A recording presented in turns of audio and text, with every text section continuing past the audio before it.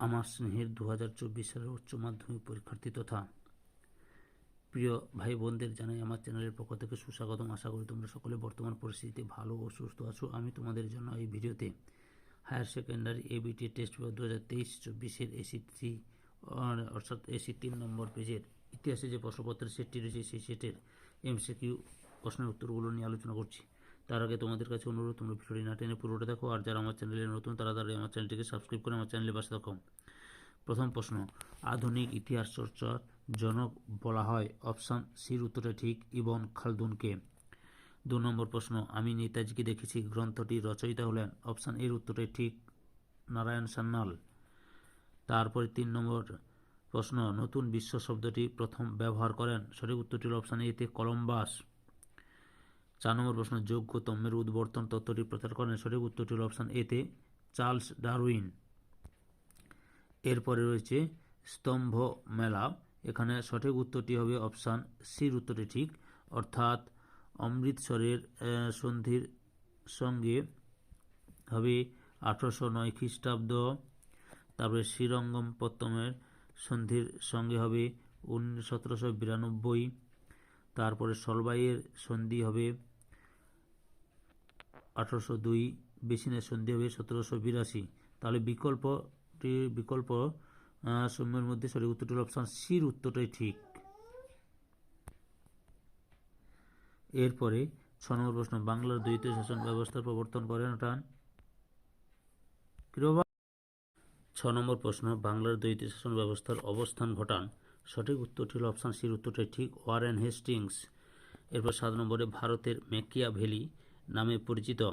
সঠিক উত্তরটি হল অপশান বিতে নানা ফড়নবিস। পরের প্রশ্ন 8-এর দাগে, দক্ষিণী বিদ্যাসাগর কাকে বলা হতো? সঠিক উত্তরটি হল অপশান এতে বীর সাঙ্গালিঙ্গম পান্তুলু। এরপরে 9-এর দাগে, মেকলে মিনিট ঘোষিত হয়? সঠিক উত্তরটি হল অপশান বিতে 1835 খ্রিস্টাব্দে। এরপরে 10-এর দাগে, লোকহিতবাদী নামে পরিচিত হন? সঠিক উত্তরটি হল অপশান সিতে গোপাল হরি দেশমুখ।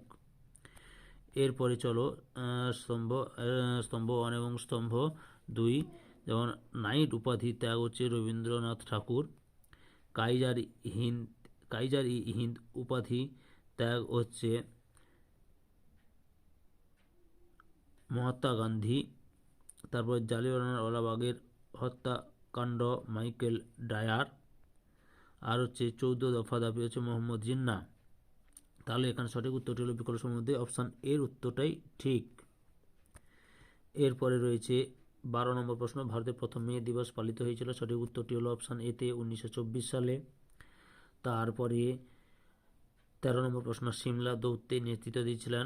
অপশান বির উত্তরটি ঠিক, আগা খাঁ।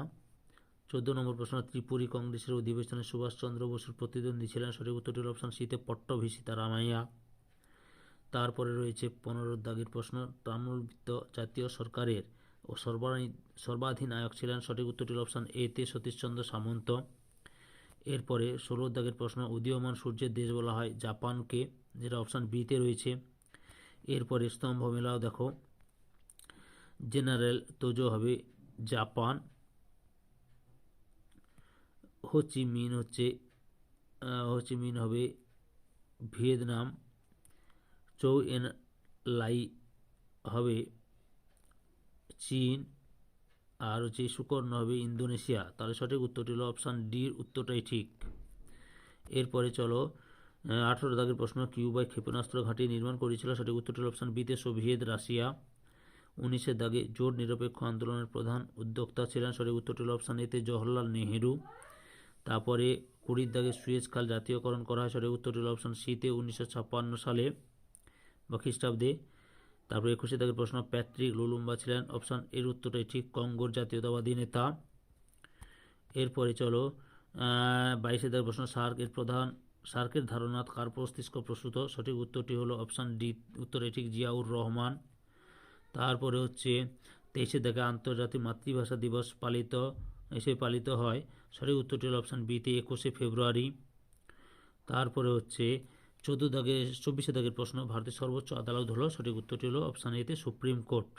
তাহলে 2024 সালে উচ্চ মাধ্যমিক পরীক্ষার্থী তোমরা এবিটিএ টেস্ট পেপারের এমসিকিউ প্রশ্নের উত্তরগুলো জানতে পারলে আমি এরপরে তোমাদের প্রশ্নপত্রের সেটটি দেখাচ্ছি।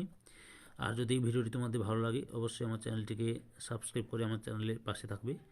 সঙ্গে ডান দিকের বেল আইকন অল অপশানে গিয়ে প্রেস করবে যাতে পরবর্তী ভিডিও নোটিফিকেশান পাও। আর একটা লাইক দেবে, কমেন্ট করবে। ভিডিওটি তোমাদের একই ক্লাসে বন্ধু বান্ধবের মধ্যে শেয়ার করে প্রশ্নের উত্তরগুলি জানতে সাহায্য করবে। যারা অলরেডি আমার চ্যানেলটিকে সাবস্ক্রাইব করেছো এবং এই ভিডিওটি দেখলে তাদের সবাইকে অসংখ্য ধন্যবাদ।